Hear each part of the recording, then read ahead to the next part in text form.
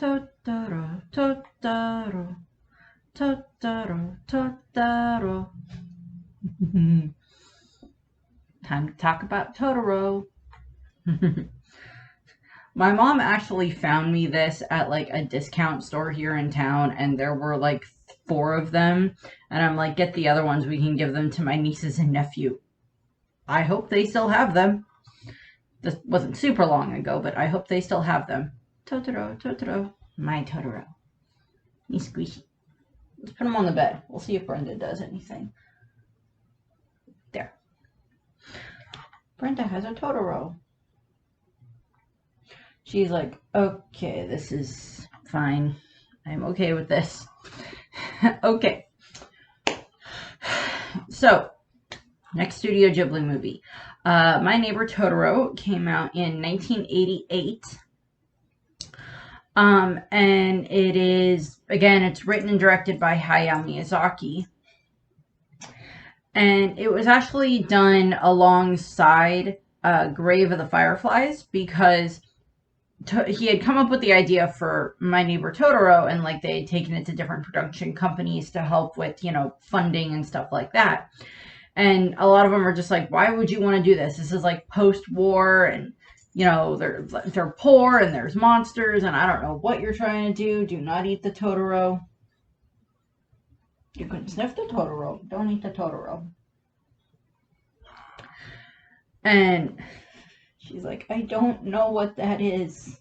Is it a Brenda toy? No, it's not a Brenda toy. She's like, fine, then I don't want anything to do with it. It fell over.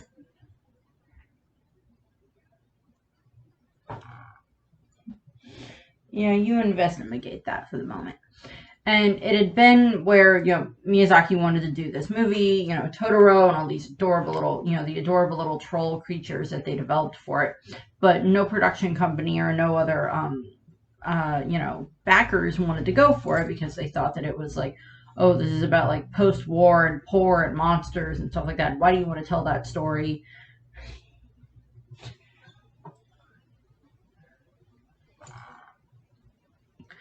And so no one really wanted to have much to do with it. So they decided to pair it with Grave of the Fireflies as not like a double feature, but as like 2 ones that would be done simultaneously. And it did basically end up premiering as a double feature for the 2 movies together. But Totoro technically came out first, so that's why I'm talking about it first. And then the next one will, of course, be Grave of the Fireflies, which is kind of a 180 flip for what you get for like what happens in Totoro and what happens in Grave of the Fireflies. But they went to the people that had written the book for Grave of the Fireflies, and via that help, they're like, okay, now we're gonna, you know, we got the backing for it. And it actually took quite a bit, because it was actually quite an undertaking to do both of these movies at the same time with the Studio Ghibli staff and everything, and have them both be up to, you know, Studio Ghibli par, you know, up to par and everything, up to their standards and everything. But they did succeed very, very well. And, you know, so we get a whole bunch of that. And of course, through different conservation elements that have come through because of Totoro, Miyazaki has actually used like the knowledge of Totoro and like that, you know, that character to be able to set up different types of like Totoro forests, and preserves and stuff like that throughout Japan, because nature is something that is very important to Miyazaki, which is very evident through a lot of his movies.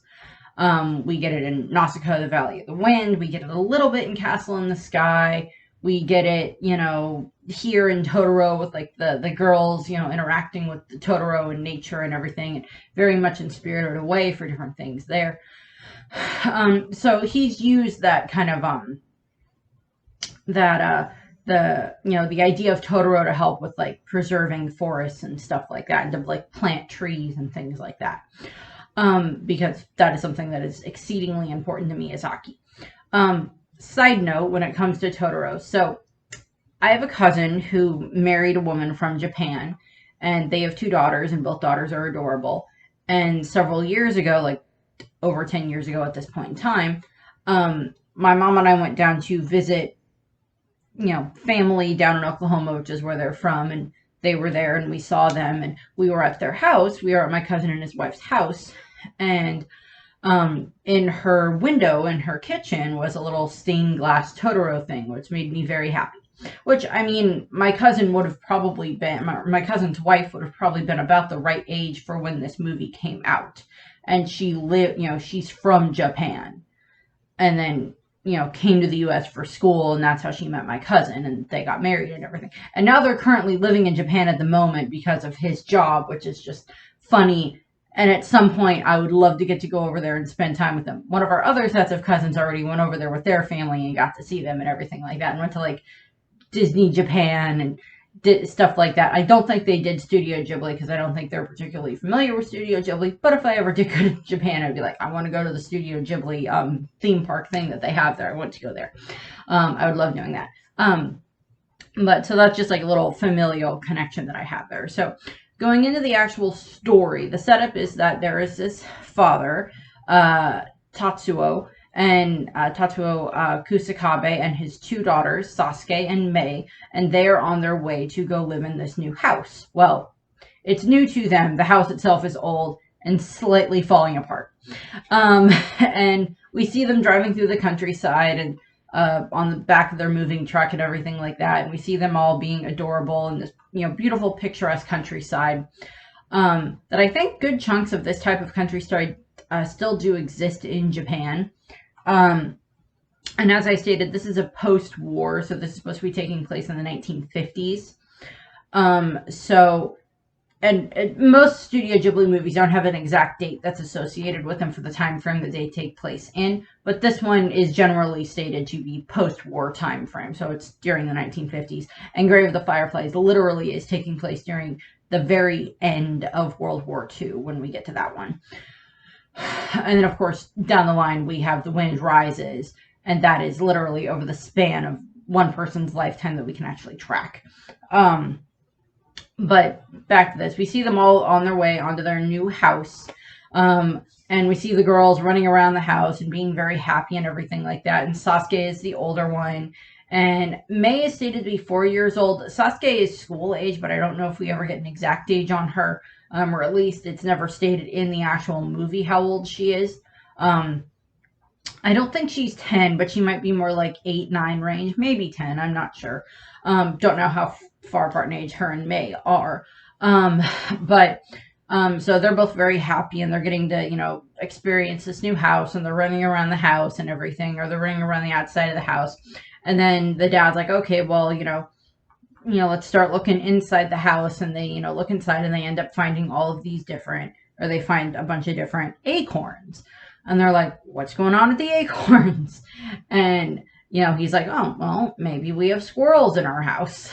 And everything like that. It is stated that the father is, I believe, an archaeology professor at the university. So whatever university would be close enough to them at that point in time. And it is stated that they are moving out to the country because the girl's mother, Yasuko, is recovering from a long-term illness, possibly a form of tuberculosis, since that would have been a very a common thing at that point in time in Japan and in the world at that time, or some other type of long-term illness. But she's to the point where it's getting closer for her to be able to come home.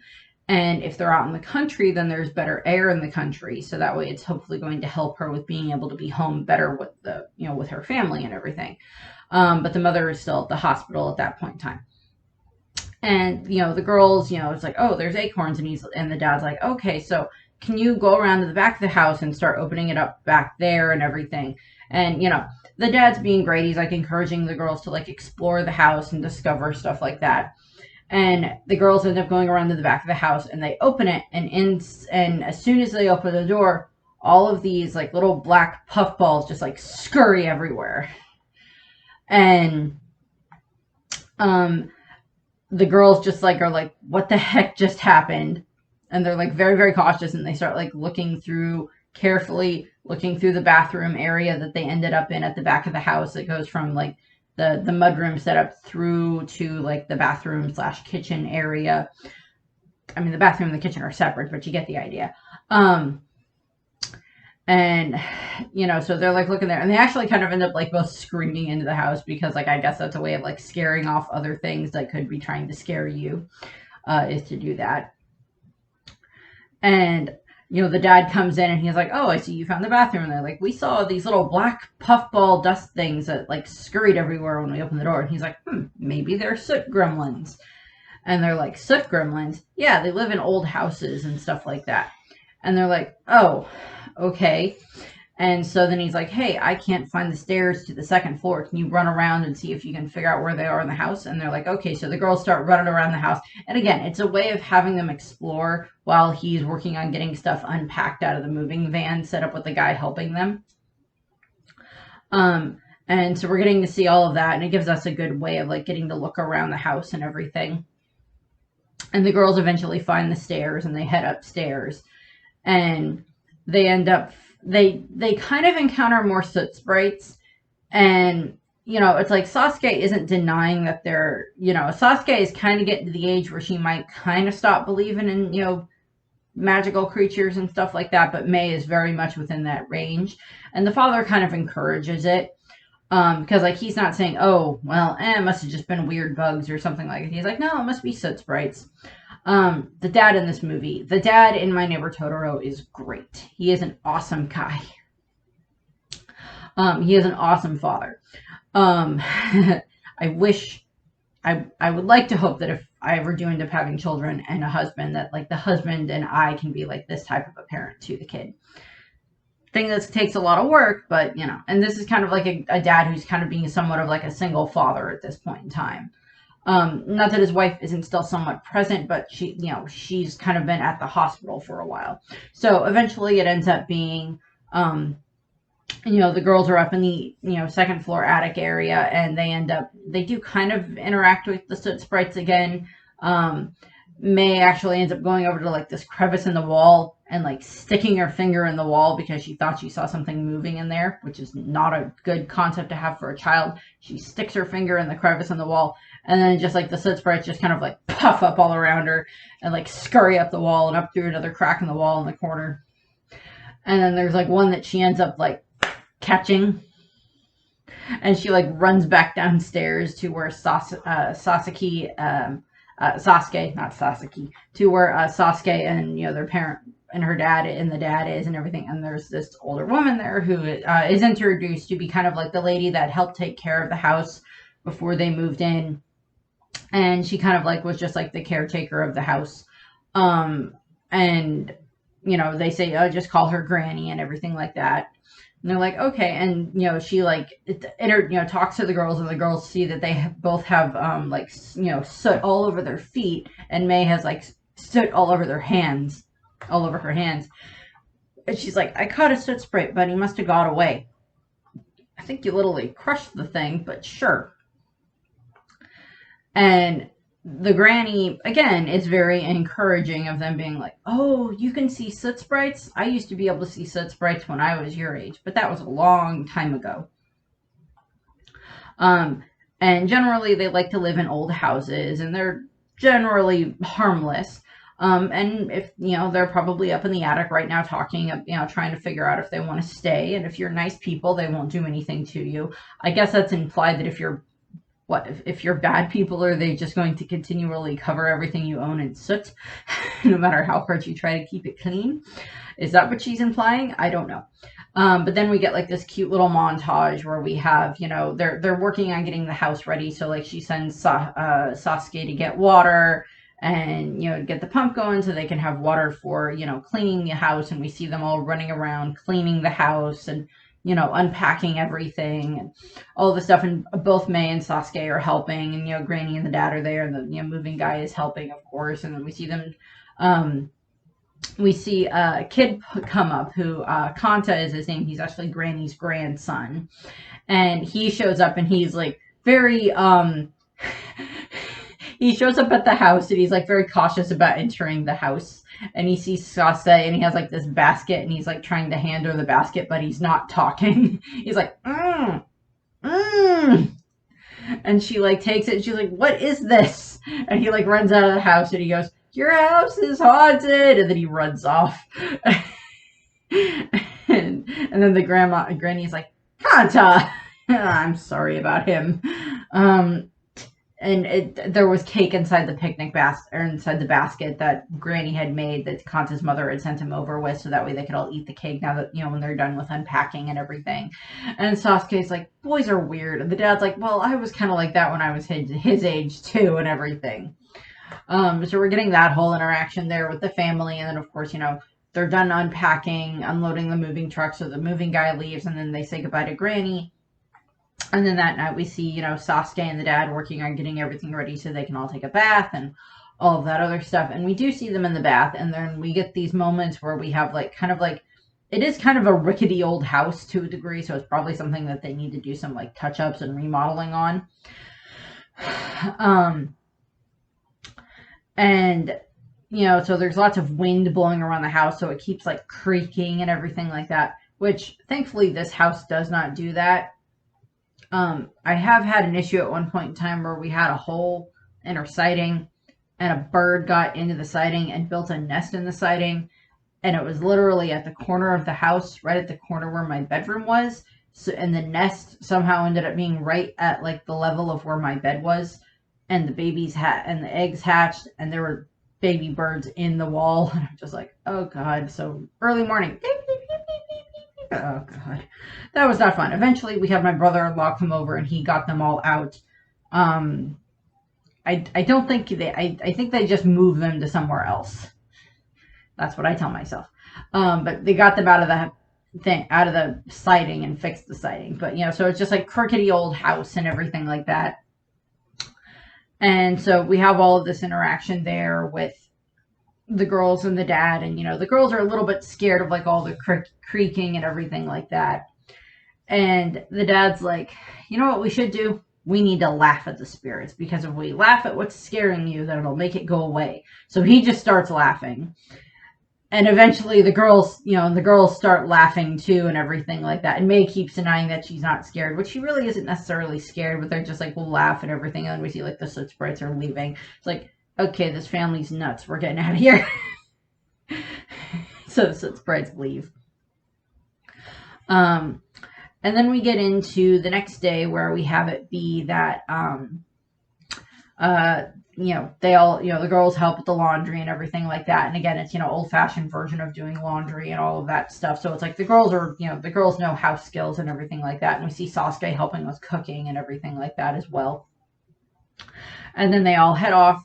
They all get on this bike, and then they all, head off to go to the hospital where their mother is. And, so they're, which is, it's stated later to be like a 3-hour walk by foot for adults. So even with a bike, it would still take a while for like a dad steering the bike with like two girls on, his two daughters on the bike itself to help with them, because they clearly don't have a car. But they bike their way to the hospital, and they, so then that's when they get to see the mother. And, it's stated that she might be able to come home in about 3 weeks. We see the mom, fawning over the girls, and the girls are very happy, of course, to see their mother. And, she's, brushing Sasuke's hair, and the girls kind of argue about, who's gonna, mom brush my hair and stuff like that. And everything. And we just see like, the three of them interacting, and, the dad comes in and says, maybe in about 2 weeks, like the doctor says in about 2 weeks, you might be able to come home. At least for like a short time frame to, start getting used to the house and getting used to being out of the hospital and everything. So the girls are really excited about that, and they're just really happy to see their mom and everything. And then when it's time to, it's not necessarily stated to be the next day, but, then it's a little bit later, or it's another day, and we see it's a day where Sasuke is going to be going to school. So Sasuke is making lunches for her and May and their father. And it's, Sasuke makes her own lunch, and, it's all these nice little, very well-made little, bento box looking lunch things that Sasuke makes for them. And, and then she heads off to school, and then it's, the dad's going to be at the house with May to keep an eye on her and everything like that while he, works and grades papers and stuff like that. And May is just kind of like exploring around the house, and around like their plot of land area. And, she's just being adorable. And, the dad's just kind of like indulging her a little bit. And eventually what ends up happening is as May's exploring, she ends up coming across more acorns. She follows the acorns, and then she ends up seeing this little white, not a rabbit, but it kind of looks a little bit like a rabbit walking around. And she starts following it.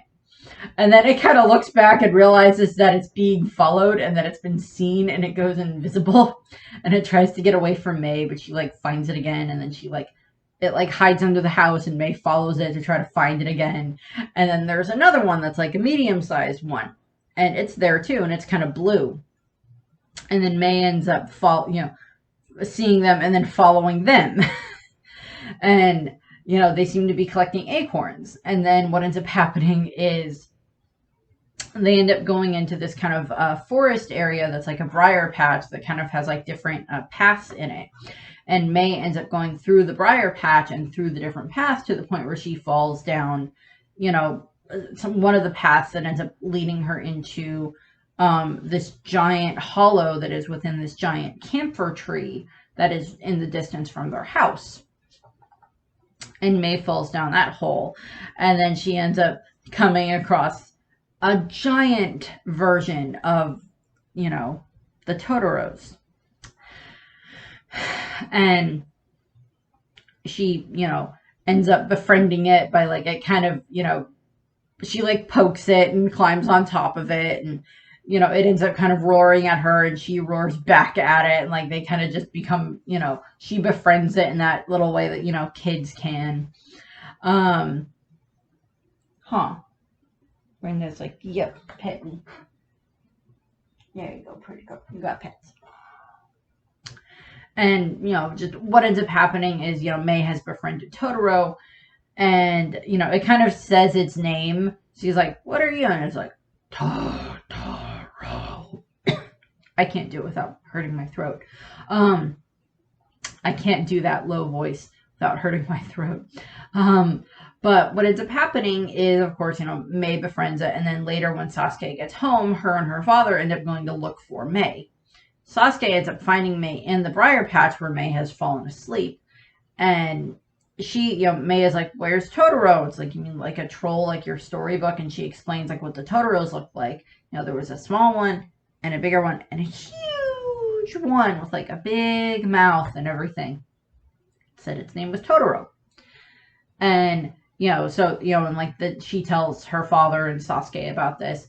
And they're like, that's interesting. And again, the dad is not denying it. And they're like, And May like starts looking around to try to figure out what, what, trail it was that led back to where Totoro was. And the dad's like, well, maybe right now the forest just doesn't want you to see Totoro right now, because sometimes they do and sometimes they don't.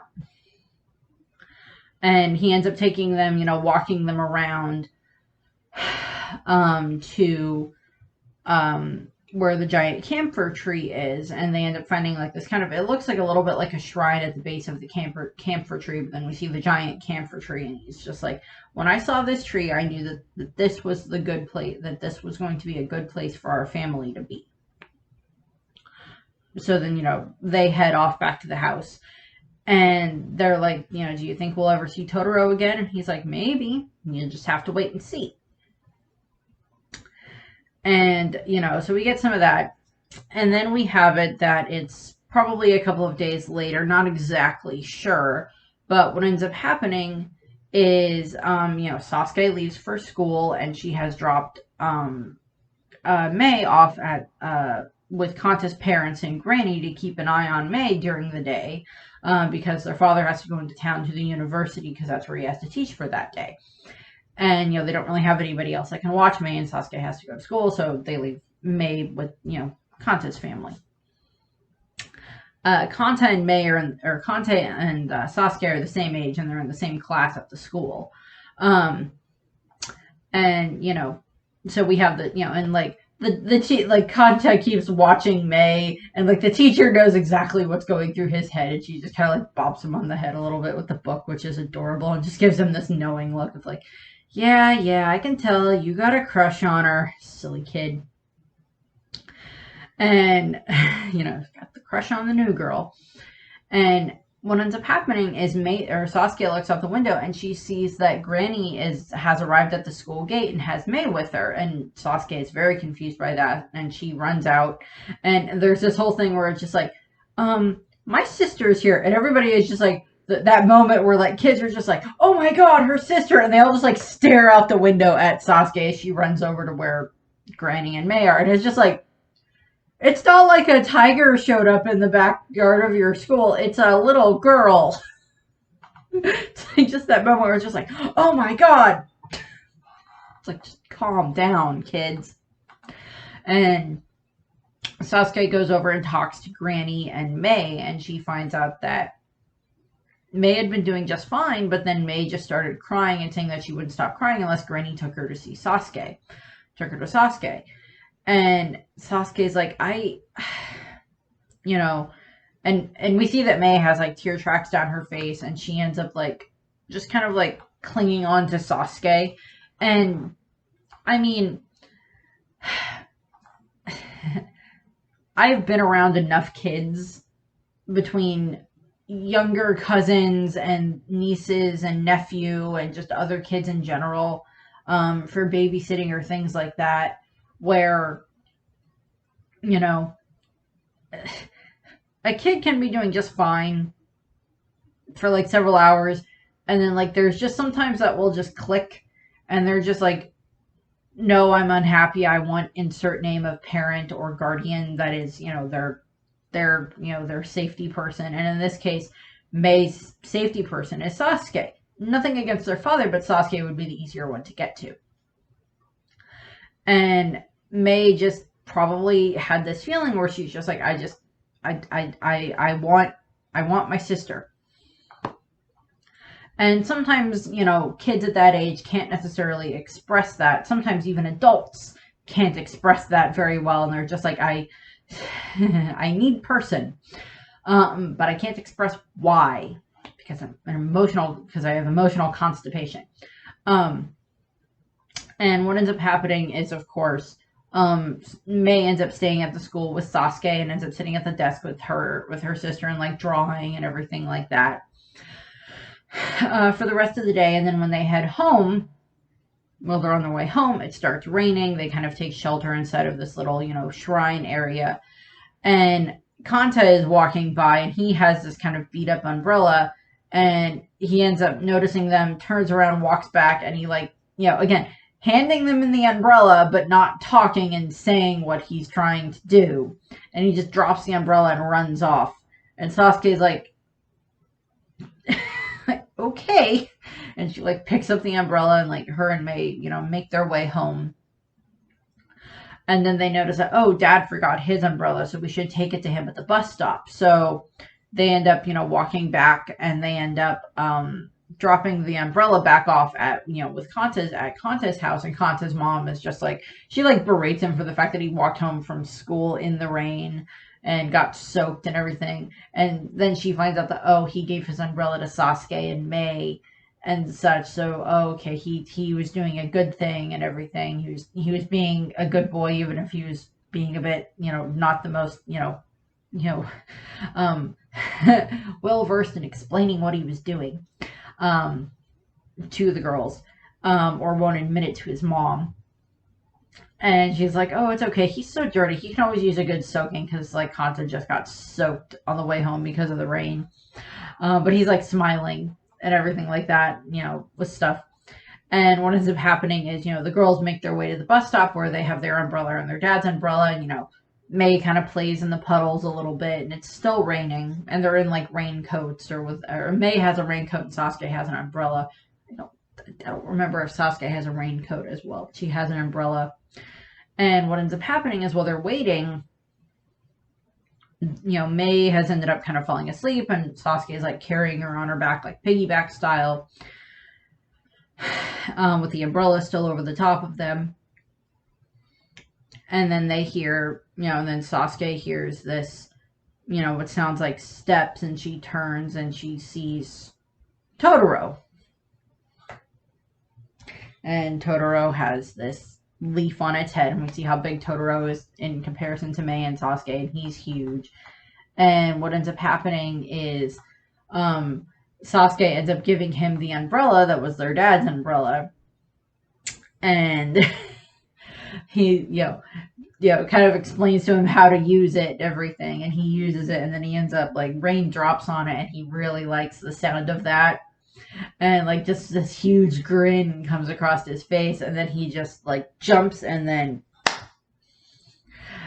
just like rain comes all, the rain droplets that's stuck in the trees and everything like that just come pouring down on them, and it just makes a great noise, and that makes May wake up and everything. And admittedly, certain storms to a degree, I despise tornadoes. I am terrified of tornadoes, and depending on stuff for like lightning storms, I don't like lightning storms. Rain generally, or rainstorms, stuff like that, I don't have a problem with. But like when it gets to like the really, really, really, really, really severe weather, where it's high winds and hail and huge amounts of lightning and thunder, those I don't like. Rain is fine. I live in Nebraska. We need rain a lot. And we have farmers that have crops that need to be taken care of. And what ends up happening is, of course, May wakes up, and then Totoro ends up, smiling at them. And what happens is they hear what sounds like the bus coming, and they see lights coming. It's like, oh, it's the bus. And the bus shows up, and it's not the dad. It's not the bus the dad should be on. It's a giant freaking cat bus that I love and adore. And I had a sticker of this thing on my first car. I put it on the back of the car. I love the cat bus. It's so cute.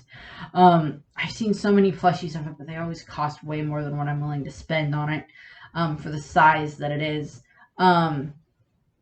For how small the plushie is. Same thing with like the Totoro stuff that's not like discounted or something like that, because I don't have that amount of money right now. And what ends up happening is, of course, Totoro is going to get on the bus, and before he gets on the bus, he gives the girls this little pouch that is like made of grass and tied with a string, and gives him that, and he takes the umbrella with him, because I guess it's like a trade of like, okay, you gave me the umbrella, and I'll give you these seeds, or I'll give you this pouch. It ends up being his acorns, but he gets on the bus, and the cat bus, and then goes off. And then the girls are just kind of standing there like, what the heck just happened, type of thing. And that's when the human bus shows up. The cat bus, it's a cat bus, it's a Neko bus, it's whatever you want to refer to it as. But then like the human bus shows up, and that's where their dad is. And they're like, Dad, we saw Totoro again. And like they were just so happy and everything like that. And, and they get home, and then, like, Sasuke is, like, writing letters to their mom to tell their mom what's been going on. And, so they're, she writes the letters about, like, so we met Totoro again today, Mom, and, blah, blah, blah, blah, blah. This is what happened, and he gave us this pouch, and inside the pouch were all of these different acorns. And now we've, planted the acorns and everything, and, all this stuff, and, just having fun. And, May watches the little, the area where we planted the seeds every day to see if they're going to grow, and they haven't done that yet, and May is getting very crabby. Here's a picture of May as a crab. So I love that. It's like, yeah, that's what I would, that's how it works. And so we get, a bunch of that fun stuff there, and, eventually what ends up happening is, one of the nights, the girls, end up sleeping in like, they have the house open, and they have like a whole bunch of, they have like the mosquito netting up, for the girls to sleep in, so they can kind of like sleep and watch out the window and everything like that. And like the dad's like sitting over in like his office section area and like grading papers again. Dude has so many books and papers all over the place in his office. I'm like, how do you find anything in here? And you have the door open. How do you not have paper flying out of the door? Flying out of the window. But like that type of stuff. And what ends up happening is Sasuke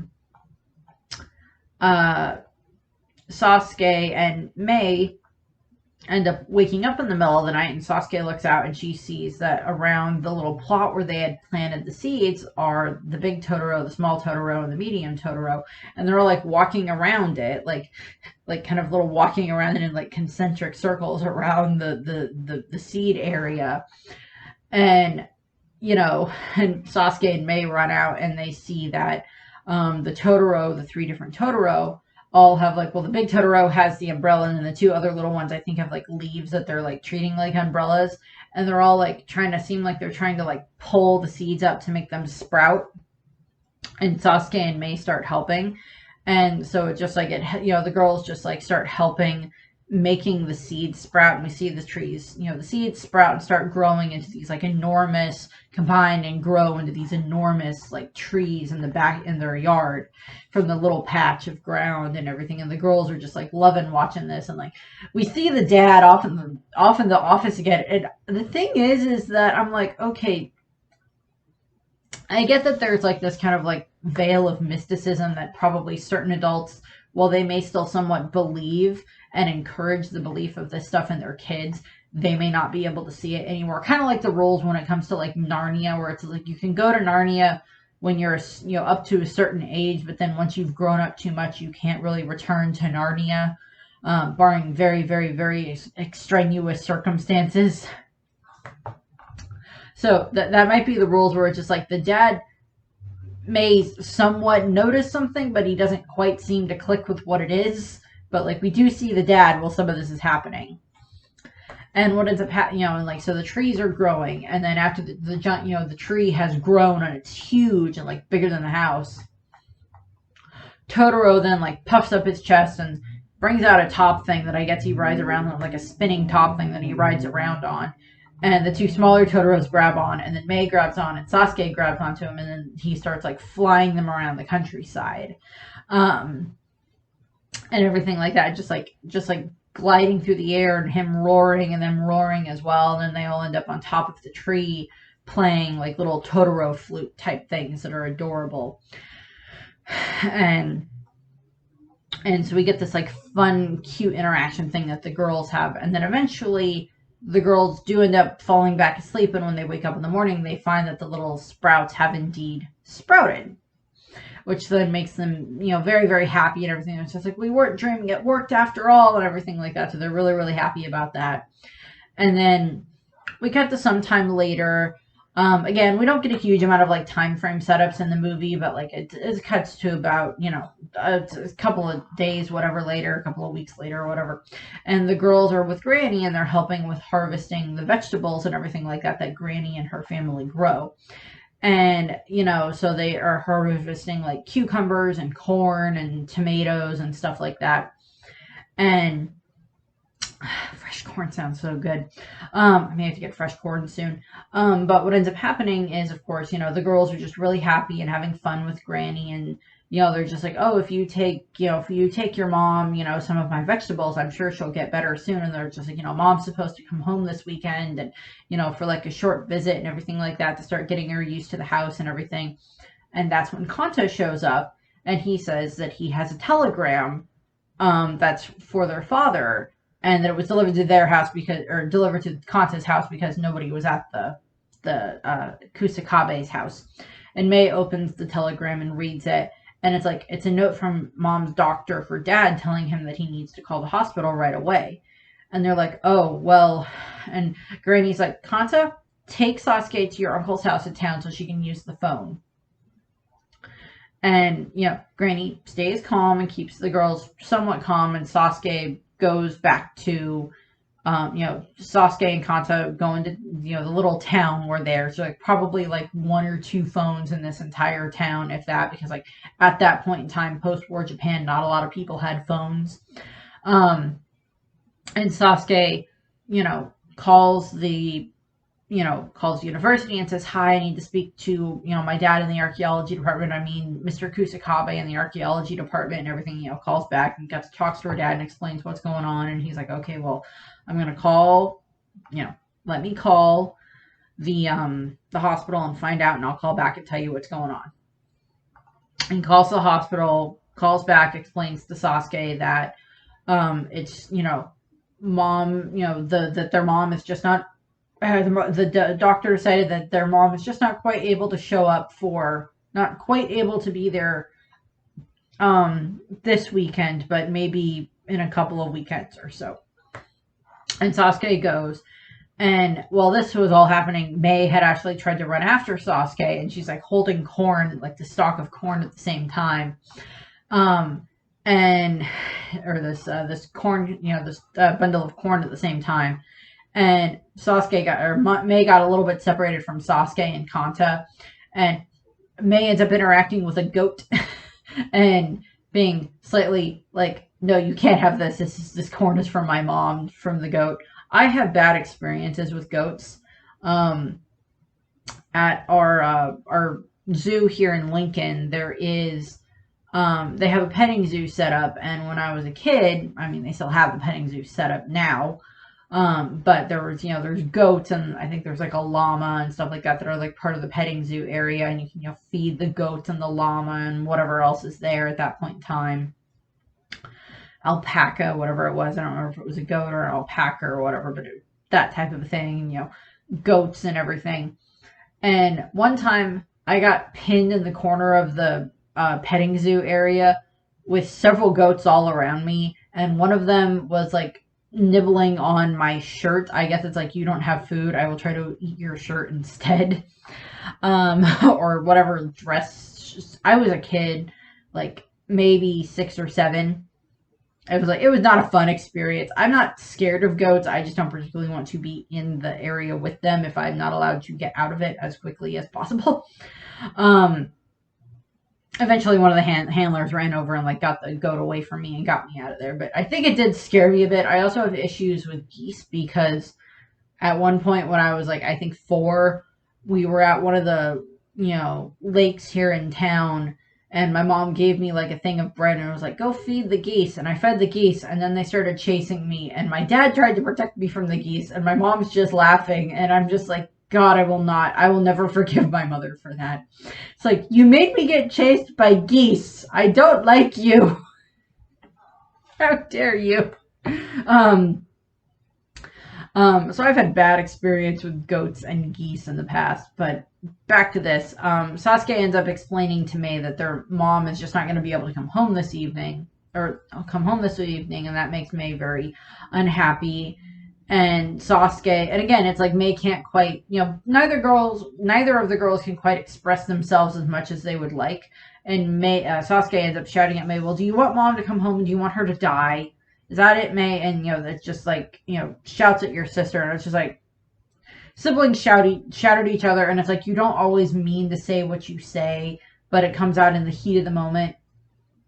I'm sure my sister and I have had arguments like that, but none are coming to mind at the moment. And I'm sure my mom and her siblings have had arguments like that. Again, I don't know. And just siblings in general will have moments like that. Family will have moments like that. Regardless of the family dynamic at play. And May is crying, and they all go back to the house, and Sasuke and May are in like separate areas. It's like, go to your corners. And Granny is trying to help Sasuke calm down, and Sasuke ends up actually kind of breaking down and crying to Granny about like, well, what if it is that she doesn't come home? What if she never comes back? What if she does die? What are we going to do then? And I mean, this is real fear that happens when you have a parent who is sick, or when you have a parent who is in the hospital for whatever reason, regardless of your age. And it's even more pressure when you're a kid when that's happening, because if you're a kid who has a parent that has cancer or has something of those regards, you don't know what's going to happen with that. You don't know, is your parent going to get better? Are they going to get worse? How much pressure is it going to be on you to help with other things? And it's just kind of one of those moments for Sasuke where like the dam kind of breaks, and she ends up, crying and everything, and Granny is trying to calm her down. Unfortunately, May ends up seeing some of this, and she ends up then kind of running off with her corn. And she runs off, and eventually Sasuke realizes that May is missing. And, what ends up happening is this then leads into like this giant search where like Sasuke is running around on the roads. She must have tried to go to the hospital to try to see mom. And, so May is running around and they have, Granny and Kanta go and find, the other people from the village and everything like that. Kanta's father and family and the other people in the village are all running around trying to find May. Sasuke's running around. She's trying to figure out, okay, she's like asking people, have you seen a little girl come by here? No. She finds a couple in a car and asks them and they say no. And they're like, that's like a 3-hour walk to the hospital. Even for adults is like where that comes into play. And like, like a kid trying to do that, let alone like a 4-year-old trying to do that is like very, very absurd. So we have all of that going on, and Sasuke's running around, and eventually Kanto shows up and he's like, hey, they think they may have found a shoe in the river, and they need you to, confirm whether or not it's May's. And Sasuke, who is of course just like very terrified of just like, please don't let it be May's, please don't let it be May's, gets there, and everybody is just like, they're trying to like dredge the river rice paddy thing, whatever it was, where they found the shoe. And Granny is just like, please don't let it be May's, please don't let it be May's. And Sasuke identifies that it's not May's, and they're just like, oh, thank God. And Sasuke is just like, I don't know what else to do, and she ends up just doing like last resort. She runs back to the house, back to the little, briar thicket, briar patch that leads into the tree for Totoro. And she's like, please, please, I just need to see Totoro. May's lost and I need help. And she goes through the briar patch and she finds Totoro, and she explains to Totoro what's going on. It's like, May's missing. I need your help. And Totoro, is like, gently but firmly holding on to her, gets to the top of the tree, cries out, and the cat bus shows up. And he puts May on the cat bus. And then, how buses at that point in time, and even now, will have like the thing where it's like, this is where we're going next, at the top, so they know where the bus is headed. And like it goes hospital, blah blah blah, May, like for where it's going. And so Sasuke gets into the cat bus, which I don't understand how this thing's organs functions, but it's adorable and I wish to ride in one. And the cat bus starts running around through the fields and everything and past everyone, and nobody can see it except for Sasuke. And to everybody else, it just seems like it's wind blowing, like really, very fast gust of wind blowing. And so, the cat bus is like dashing through the countryside, and then we see where May is, and May is kind of stopped off again at this kind of like shrine little area, and she's just like, she's been crying again, and she's still holding on to her corn. And it's like, if I take the corn to Mom, I can, it'll help her get better, is what's going through May's head in that regard.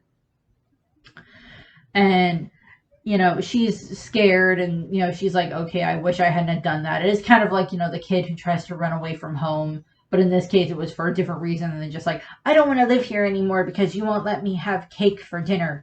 I'm gonna go and join the circus. It's not quite that setup, but May was not trying to run away from home. She was trying to get to the hospital. There's a difference. And the cat bus takes Sasuke to where May is, and Sasuke and May are just like very, very happy and relieved to see each other. And Sasuke is just so relieved that her sister is okay. And she's like, you were trying to take your corn to Mom at the hospital. And she's like, yeah. And she's like, okay. And then the cat bus like shifts around to, it's just like, hospital for like the next destination. And they get on the bus and they ride. The cat bus, rides, takes them to the hospital, where we see the parents talking. And she's like, the mom's like, I don't understand why my doctor sent that message. It was not necessary. It's just a little cold. I'll be better soon. And, it's just like, I caused all this panic and everything. And the dad's like, it's okay. Yeah, you're going to find out that it's not okay when you find out that maybe your daughter went missing. She's fine, but still. No one told the dad this yet. And what ends up happening is, May and Sasuke get to the hospital, and they get to look through the window and they see that their mom's okay, and they get to hear the parents talking. And then they end up leaving the corn there, and like they carved into the corn, to Mommy or whatever, they end up carving into the corn. And so the mom does get the corn, and then the girls go back home, and Granny, the cat bus takes them back home, and Granny and Kanta are very happy to see that, May is fine and everything. Like that whole relief thing was just like, okay, we found the little girl. She's okay. Everything is fine. And, you know, um, it is kind of implied, I think, that Kanta kind of slightly apologizes to May for how he would always act very stubborn and standoffish around her and everything. He apologizes to Sasuke for that, I think. But then we get into the last little bit, and there's not really anything else. That's basically where the movie ends. But we do have like end credit bits where we see that during the credits we see that the mom has made her way home and that she is able to be with her children, and the Totoros are like watching from the side and everything. And we get to see other moments where it's like Sasuke and Mei interacting with like other kids from the village and from the school and everything like that, and things like that. Just like more family life stuff that we get to see for the kids and for their parents and everything, and for the community as a whole. And one thing I forgot to mention at the beginning of the movie is that they have this little, like, the title sequence where they're going through like the all the different the staff for the movie at that point in time, actors and stuff like that. They have this adorable just thing where it's just like, the little Totoro trolls forming into the Totoro name, and like just like other stuff that's just like Mei walking through this like little, just like adorable little title card thing that's just really cute. And I really love how it's just like so cute, and you get the like the little song in the background about Totoro and everything. In regards to cast, so there has been 3 versions of this movie that have been released. There is the original Japanese version that came out in 1988, and then there was the another one that was like from Streamline Production or whatever, that came out in 2000 or 1993. And that was when it was dubbed into English for the first time. And then there's the one that is the home video entertainment release from Walt Disney that was done in 2005, which is the main one that I am familiar with, that has Dakota Fanning and Elle Fanning in the movie as the girls, with Dakota Fanning as Sasuke and Elle Fanning as Mei. So it just has this little extra dynamic for the fact that like both roles are being played by actual sisters. And of course, Dakota Fanning has gone on to do so much stuff, and Elle Fanning has also gone on to do so much stuff. She's the live action Aurora, if I'm remembering correctly, for the Maleficent movies. And then, Tim Daly is the dad. Lea Salonga plays the mom. And Lea Salonga is one of those people that has just done a lot of stuff for Disney. I believe she has been the different singing voices for singing, and possibly actual acting voice for, I believe, Jasmine. I think for the Disney, for Jasmine. For Jasmine for the Aladdin movies and series. And then I think she was the singing voice for Pocahontas, I think. Don't quote me on that. I think she's associated with being some of the singing voices and stuff like that for some of the Disney princesses. So there's that. We have Frank Welker as Totoro, as well as just the cat bus and other additional things that he's voiced throughout the movie. Again, Frank Welker has just been in so many different things, as so many different. He's a Boo. He's so many different things in different animated series, and just go look him up, and he's awesome. The other name I wanted to point out on here is Pat Carroll, and she voices Granny. She also has a Disney legacy. She is Ursula in the animated Little Mermaid. And I believe she also passed away recently, unfortunately. But so she has that thing, and she's very different. I'm like, I haven't watched Little Mermaid for a while. I did recently finally watch the live action Little Mermaid, which I think they did an amazing job on. Pretty much all the casting in that was just great. But for Pat Carroll, when I'm watching Totoro, I'm like, oh, that is her. I do recognize that voice. It's a good chunk of time after she did Ursula, but I like how they had her play that character. Russi Taylor is also in this movie. She did Minnie Mouse for a very long time, up until her own death. several years ago. And then there's Tress MacNeille is in the movie at various points in time. So again, they have a lot of additional, just little, background people that come in to do additional voices in the movie that mostly do like animated stuff as well. But they have some big names there as well. And yeah, the Disney version is the one that I am far more familiar with. Nothing against the original English dub that they did back in 1993 setup. Nothing against that one. I don't think. I don't know if I've seen it or not. Because since so many of the Miyazaki movies were out for so long, it took them a little while to get to the point where they actually ended up getting them all done by the same studio where they got, dubbed and everything like that. But that's what I have there for Totoro. I love Totoro. It's such a good movie. It's such an adorable movie. And Totoro himself is so cute. Totoro.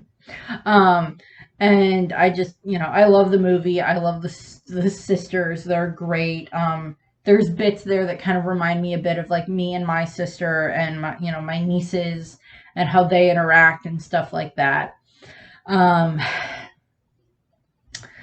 just, things like that. And I love the movie, and I love the family dynamic that's in the movie. It's so sweet and so cute and so innocent. And it's not like Nausicaa or Castle in the Sky where there's like this huge global catastrophe at stake and everything like that could happen, where like a war could happen, or, it's like a princess or something preventing a war. This is just two little girls who end up having an adventure with a little troll and a cat bus, and they, and their mom gets better and gets to come home so that way she can stay home with them eventually and take care of her daughters, and they can be a full family again.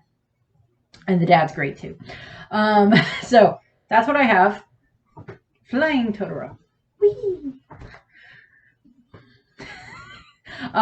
That's what I have. I thank you for watching. I hope you enjoyed the video.